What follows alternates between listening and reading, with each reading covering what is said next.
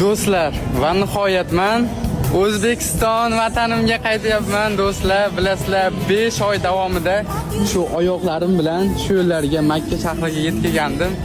Endi hozir 5 soatda Toshkentda bo'laman. Bugun 3-noyabr do'stlar. Hozir aeroportdaman. Do'stlar, juda ham vatanimni sog'indim. Vatan sog'inchi juda qattiq bo'ladi. Hozir bu yer juda issiq. Men Tapishkada ketyapman. O'zbekiston qanaqa havosi yozinglarchi. Qaypog'im ham yo'q. Bir gap bo'lar. Ishqilib qor yo'qmi O'zbekistonda?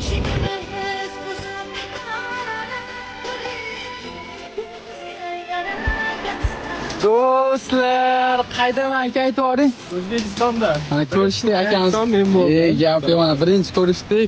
Do'stlar, men Toshkentga yetib keldim do'stlar. O'zimni vatanim, o'z yurtimga do'stlar. Hozir bu sovuq ekan, Tapishkadan. Sovuqatyapsizmi? O'tda. Saudiyada yozuv yotibdi. Hamma hozir akamiz keldi, mana Mahmud akam olgani.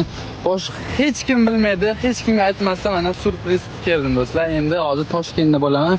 O'zbekistonda birinchi ko'rgan men bo'ldim. Mana gap yo'q.